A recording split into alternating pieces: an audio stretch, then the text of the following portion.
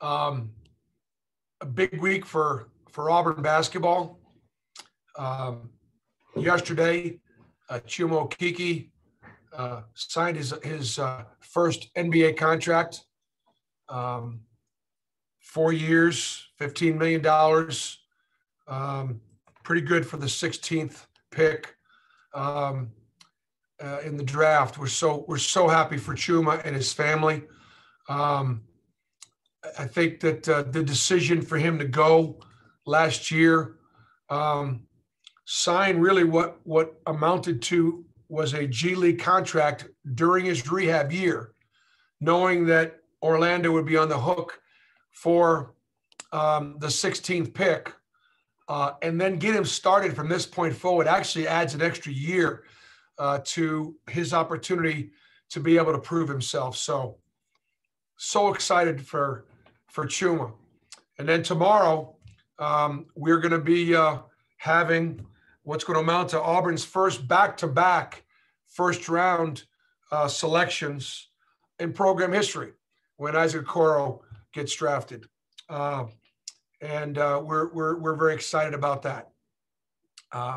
Isaac has spent pretty much the entire off-season, once COVID allowed us to get back onto campus, doing two things. Wouldn't surprise you to know that he took classes. Even though he was just a freshman, he's intent on finishing his degree. He's a great student athlete. And so he was here for the summer and this semester. I think the second thing that I think is very, very telling is, a lot of guys in that situation, they'd go out to LA or Miami or Vegas and go get the finest workout gurus that there are. And those guys are terrific, and they're worth a great deal. But Isaac felt like he was getting great coaching here from particularly Ira Bowman, who spent a lot of time with him and working him out on a daily basis, along with the rest of my staff. Coach Damon Davis, our strength coach. And Isaac did all of his workouts for those NBA teams here in Auburn. So we're very excited about tomorrow night. We'd love to have the team be able to be in Atlanta with Isaac tomorrow, but I think just because of COVID and things like that, we'll have our watch party here. Did you hear that? A watch party in the arena.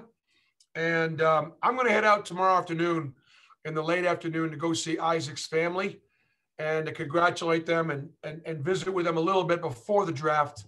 And then I'll head back to Auburn. We are getting ready for St. Joe, Gonzaga, Central Florida, and South Alabama, our first games.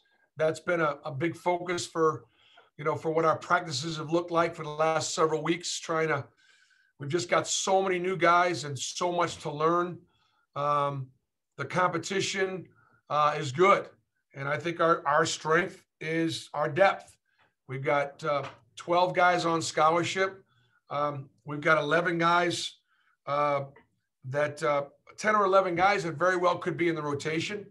Our strength is going to be our depth. We have so many unproven pieces, but I can tell you the guys have worked really hard, both on their own and in practice. They've been really engaged. They don't know what they don't know, and the only way they're going to get that is through game experience. We've not dummied down the schedule in spite of our youth. With contests against number 1 Gonzaga, number 2 Baylor on the road, a Memphis team in Atlanta, and then continuing the tradition of St. Joe for our opener. St. Joe returns virtually their entire roster from a year ago. They were competitive early in the season. They had some injuries. They're going to have a good year in a really tough Atlantic 10. So that's going to be all we want in that first one. And then again, the tradition of the South Alabamas and the Troys and some of the other teams that Appalachian States and people like that that are on our schedule that are going to have a chance to compete for their own conference championships. Really good, solid mid-major teams. And then finally, I've got one recruiting announcement. We have I'm only able to make one comment on one of our student athletes of signings because the paperwork is back on Jabari Smith. And so I can comment on Jabari. We obviously released that today. My first reaction to something like that is I want to thank Chuma and I want to thank Isaac. I want to thank Austin and Jared and Bryce, Anthony, Dangel. I mean, all the guys that came before. Because without them, we're not even in a position. We've been recruiting Jabari for a long time. His high school coach was an Auburn graduate, so he had somebody that loved Auburn that was in his life. But we had to earn our way with him and his family. Obviously, he was going to go in the ACC. He was going to go in the SEC. I don't think he wanted to go too terribly far away from home, and we're fortunate to be an hour and a half away. But I think we had to demonstrate as a program that he could get there if he came here, that he could compete for championships if he came here, that he could be developed. And so when Chuma goes from ranked in the 40s and 50s to 16th, when Isaac goes from the 40s and 50s in high school to maybe the top 10, you can come to Auburn and get that education right down the road, have a chance to win championships and develop and be coached and live your dream. Jabari had been over here with his family for college game day. He'd been over here for different games to see the jungle, to see Auburn Arena, to see the environment. And, I think he also liked the fact that we've got some young guys that are going to be here for a couple of years. And maybe we got a fighting chance to be pretty good next year as well. So just a great kid, a hard worker, a self-made player, a complete culture fit. His dad, Jabari Sr., was a great player at LSU.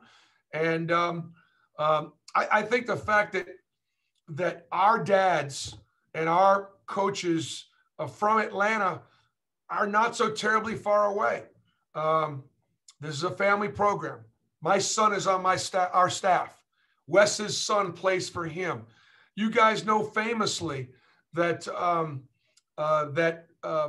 Jared Harper's dad, Pat, or Bryce Brown's, dad said, we're in our gym, rebounding for their sons. I think you put that all together, and it gives us an opportunity to sign a five-star player, the highest-ranked player in the history of Auburn basketball. So a good week, but we're going to get hit in the face pretty hard next week with a real dose of reality as the competition, stiffens. So love to talk to you guys a little bit about what's on your mind. And who's up? First one, Coach, will be from JG Tate. Hey, BP, I miss seeing you in practice, man. I wish it was like it was in the old days. Talk to me about pace of play. Bruce Pearl teams love to push the pace.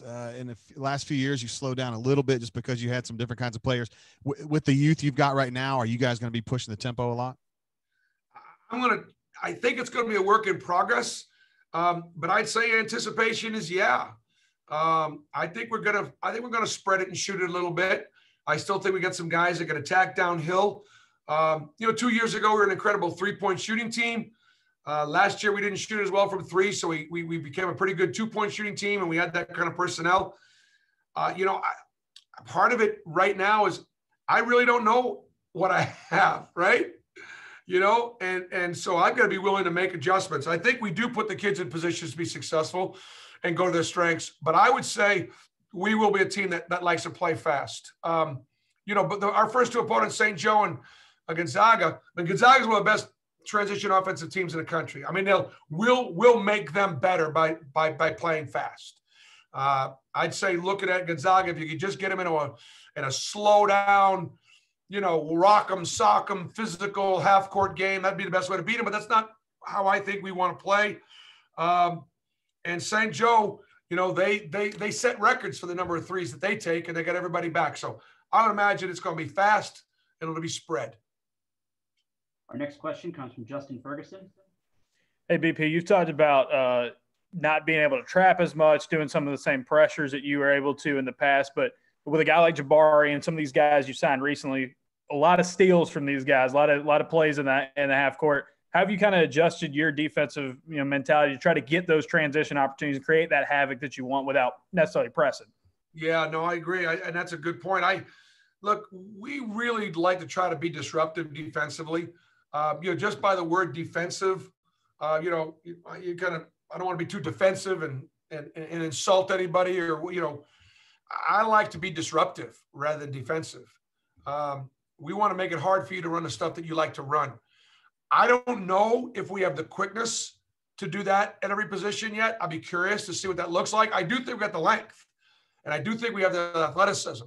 So even though we might be able to double the ball and trap, we got to be a team that's very active with our hands and deflections, but more importantly, be off the ball in position to make plays with our defense. Philosophically, I've always believed the farther the ball is away from our basket, the more you can extend and gamble.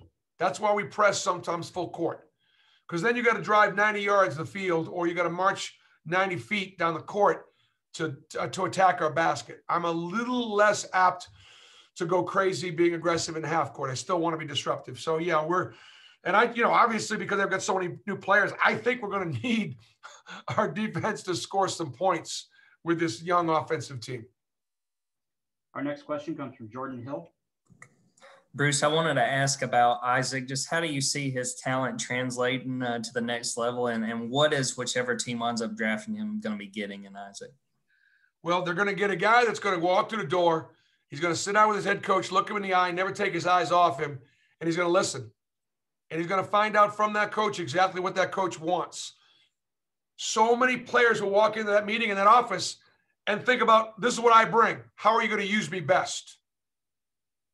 Not Isaac.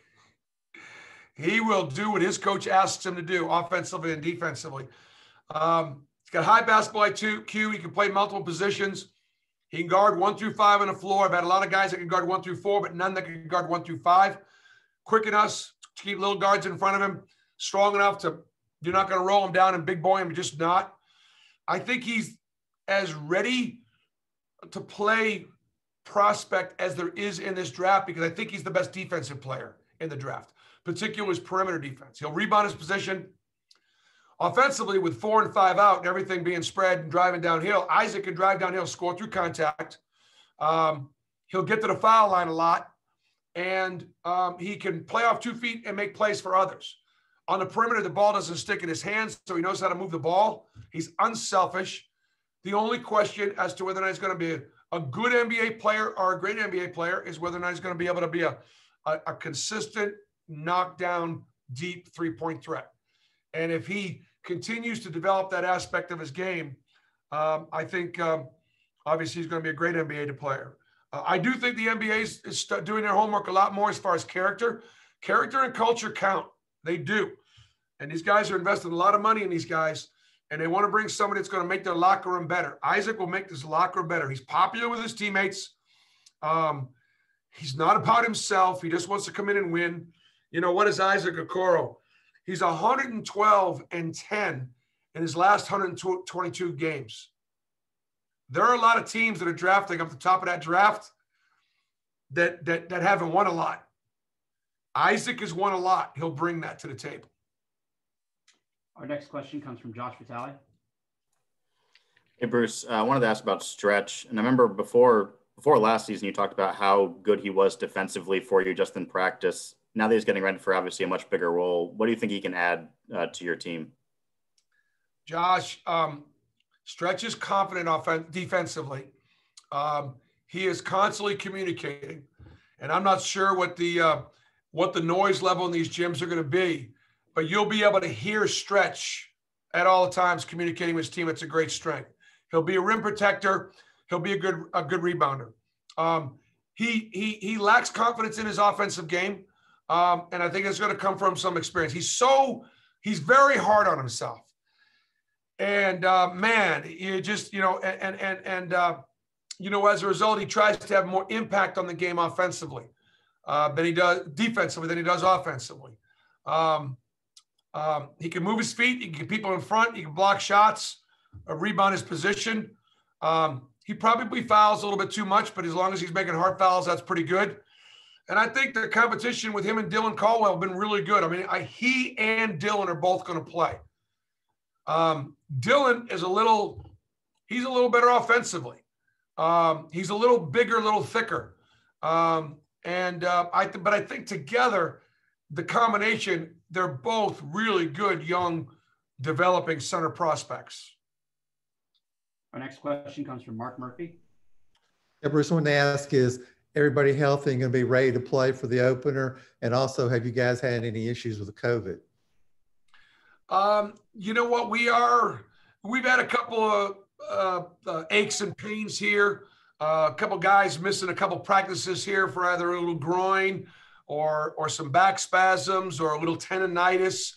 It's also getting to the time of the year when we've been going pretty good. And I backed it down a little bit this week. So, for example, one of the things is you get closer to the season. We live 4 times a week in the preseason, and we live 3 times a week as you get into season and practice. And now we get into game season. We're probably only in there twice a week. So, trying to get their bodies to recover and feel better.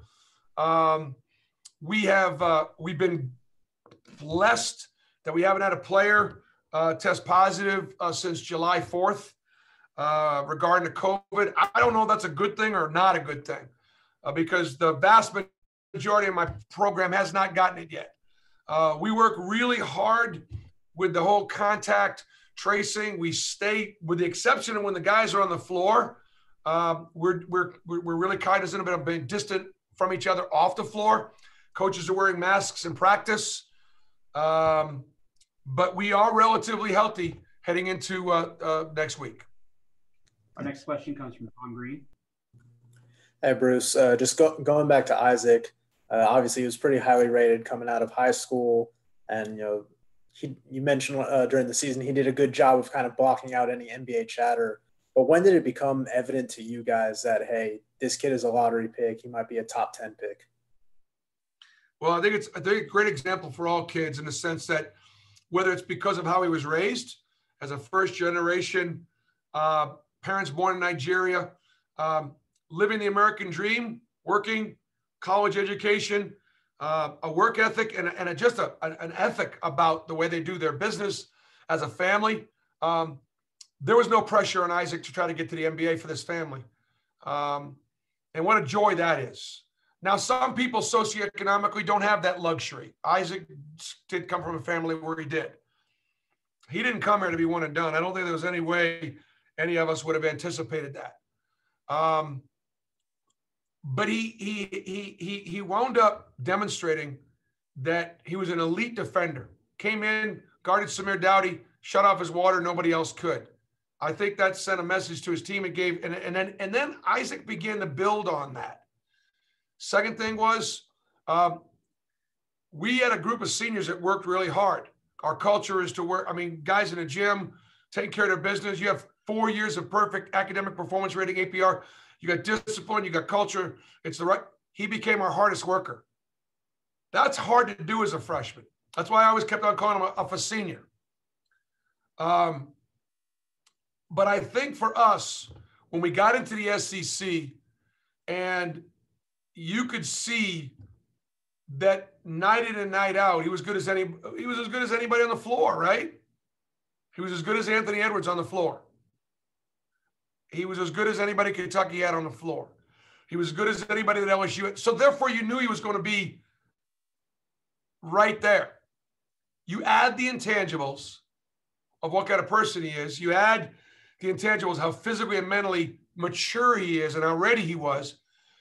And then you look at the rest of the draft and go, well, who's better?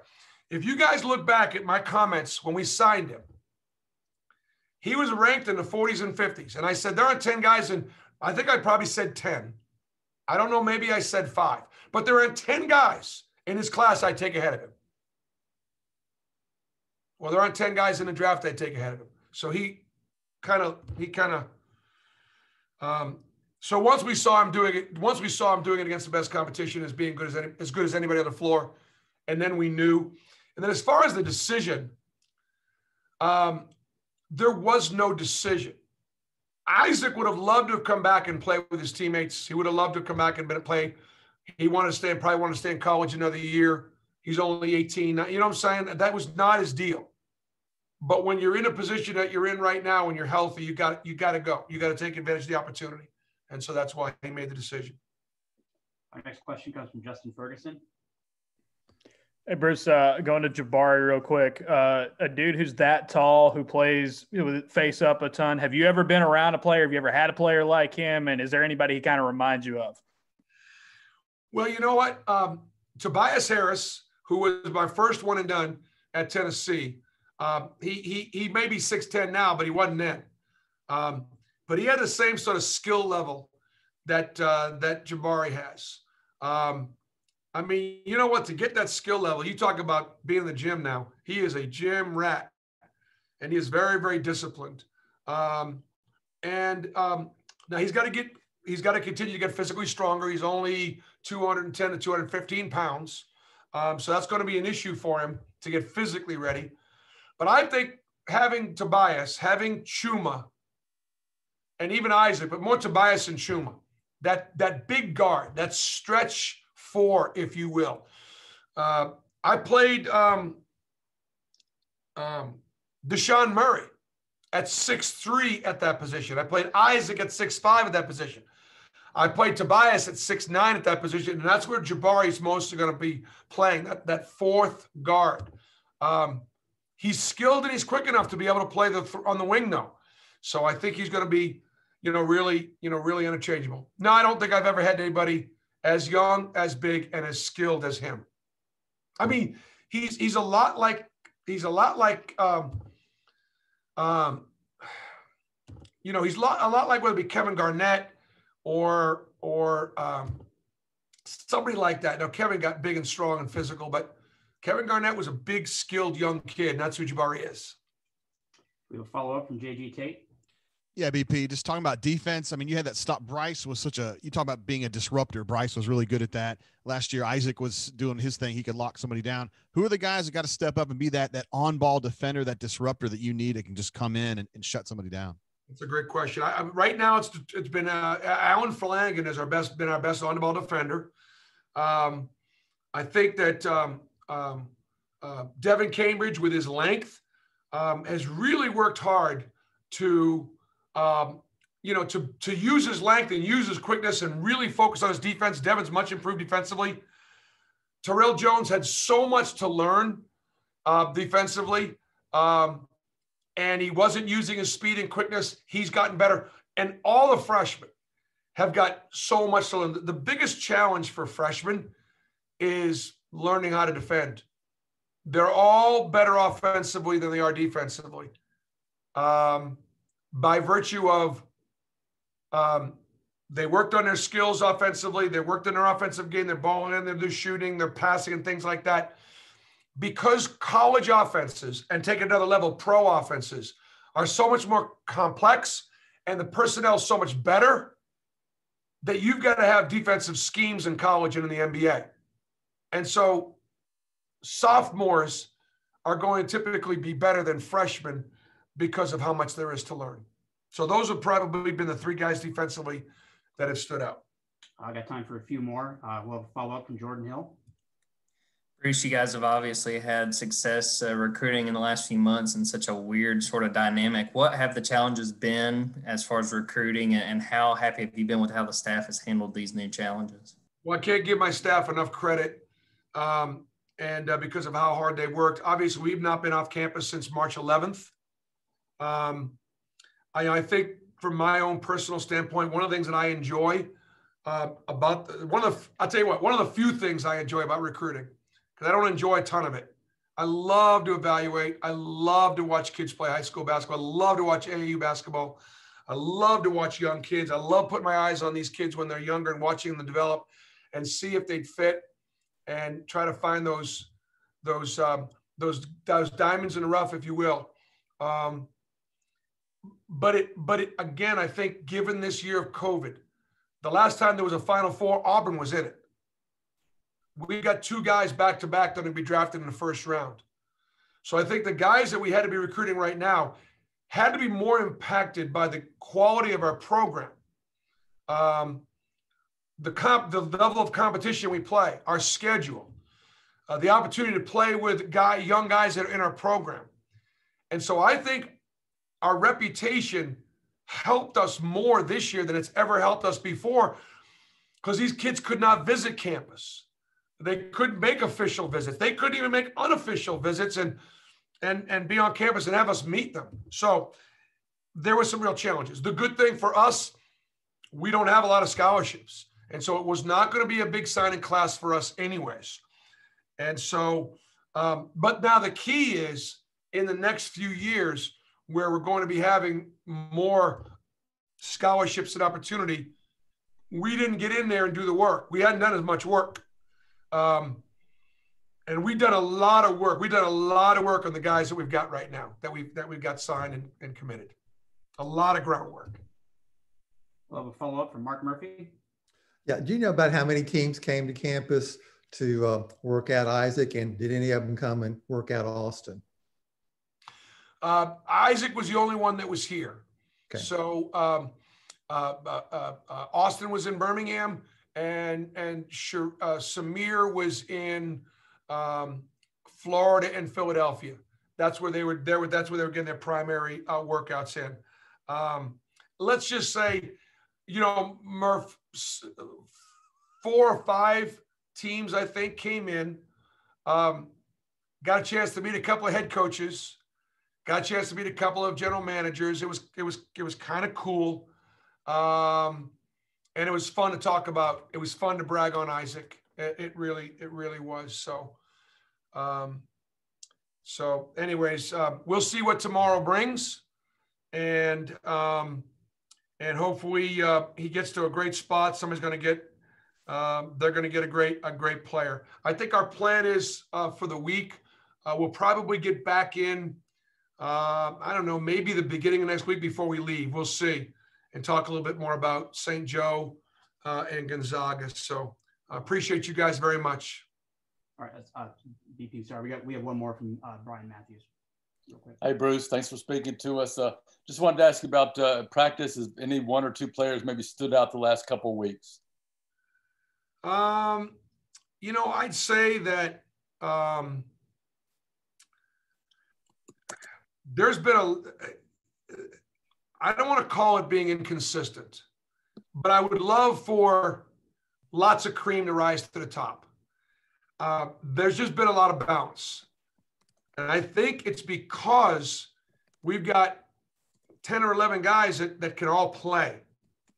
Last year, there would have been more separation between our seniors and our freshmen. Remember last year was a very senior team and we had freshmen. And so there was a big gap. This year we have freshmen and sophomores and only 2 juniors, right? So there's not a huge gap, between those players. But it's been a lot of different guys. Sometimes it's just so I don't know really that until we start playing that any one player is going to shine above the rest. They've all been pretty good. And as a